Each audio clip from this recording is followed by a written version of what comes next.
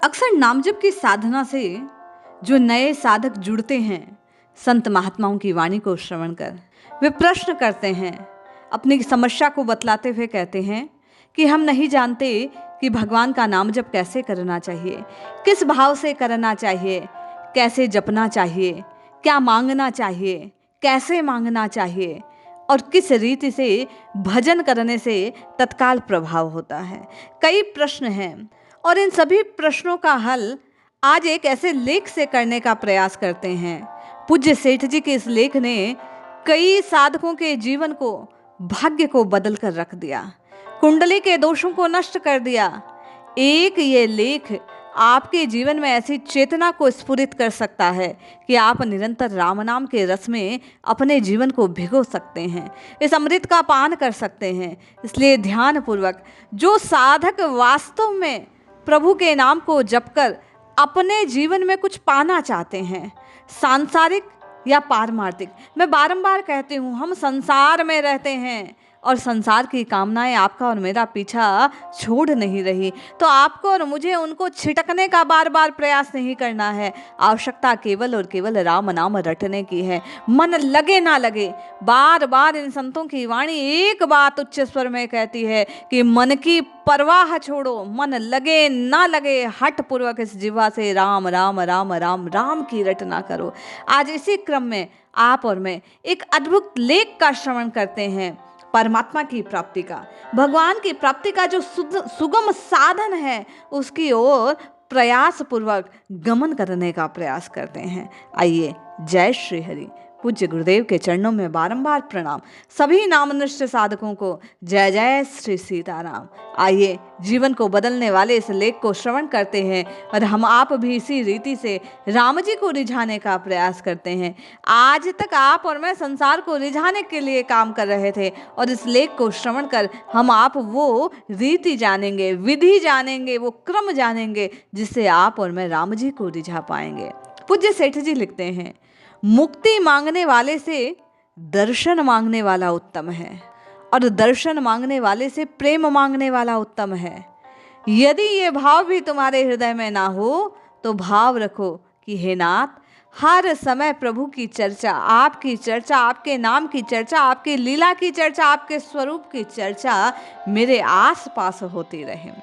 अभ्यास और वैराग्य के प्रबल उपाय बतलाया गया है। पूज्य सेठ जी कहते हैं, इसे करना चाहिए। प्रार्थना बड़ा सहज उपाय है। मूर्ख से मूर्ख और पापी से पापी भी उसे कर सकता है। एकांत में बैठकर उस परमेश्वर के आगे गदगद वाणी से रोना, हे नाथ, मेरा कोई वश नहीं, ये पापी मन आपको छोड़कर विषयों की ओर दौड़ रहा है। हे नाथ, पतंगी के तरह मेरी दशा हो रही है। हे नाथ, आपके बिना मुझे बचाने वाला कोई नहीं। यद्यपि मन से मैं आपकी शरण नहीं हूँ, तथापि वाणी से हूँ। मैं बार बार आपको पुकार कर कहता हूँ कि हे नाथ, मैं आपका हूँ, मेरी दशा की ओर निहारो। हे नाथ, आपका संग पाकर मैं सनात होकर ही अनाथ की तरह मरा जा रहा हूँ। इस प्रकार भगवान के सामने रोना चाहिए। सच्चे हृदय से रोने से भगवान अवश्य सुनेंगे। मेरा यह निश्चय विश्वास है।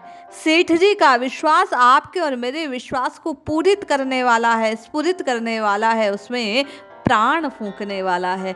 जब इतने उच्च स्तरीय महात्मा कह रहे हैं तो विचार करो इस बात में कितनी सत्यता होगी। भगवत प्राप्त महात्मा की वाणी आपके और मेरे मार्ग का दर्शन कराने वाली है, मार्गदर्शन करने वाली है। पूज्य सेठ जी कहते हैं, परमेश्वर के सामने हृदय खोलकर रोना चाहिए।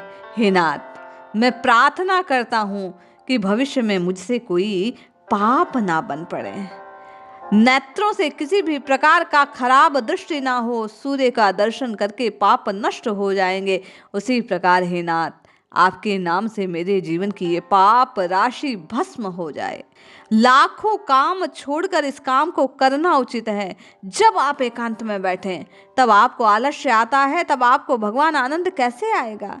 भगवान का आनंद प्रारंभ में कठिन है, परंतु एक बार इस महान सुख को यदि आपने चख लिया, सेठ जी कहते हैं, साथ में विश्वास रखो कि भगवान का आनंद नीच से नीच को भी प्राप्त हो सकता है। मैं और आप चाहे जितने पापी हों, आपसे और मुझसे साधना ना बनती हो, आपने और मैंने संसार में रहकर ना जाने कितने पाप कमाए हो, किंतु आज अभी इसी वक्त से संत की बात का विश्वास कर यदि हृदय से आप एक बार मेरे साथ कहें कि हे नाथ, मैं आपका हूँ, आपका हूँ, आपका हूँ, आप मेरे हैं, तो निराश होने की कोई आवश्यकता नहीं। विश्वास पर विश्वास कर इन संत महात्माओं के यदि एक बार आप और मैं जयकार लगाते हैं, प्रभु के नाम को पुकारते हैं, तो प्रभु आपकी और मेरी सहायता को तत्पर हो जाते हैं। ऐसा पूज्य सेठ जी का भाव है। ईश्वर का प्यारा बनना चाहते हो तो ईश्वर के अनुकूल बन जाओ। ईश्वर जो प्रिय हैं उन गुणों को अपने में सजाने का प्रयास करो। आज से इसी पल से आप और मैं हठ पूर्वक राम नाम की रटना लगा इस जिह्वा को बकवाद से बचाएंगे, ऐसा संकल्प कीजिए और एक बार जयकार लगाइए प्रभु के नाम की। जहां जिस अवस्था में आप इस लेख को श्रवण कर रहे हैं, मन में इस भाव को स्फुरित कीजिए कि पूज्य सेठ जी के कहे अनुसार ये विश्वास कि मुझे भी भगवान मिल सकते हैं, मेरे पापों को भी वे नष्ट कर देंगे।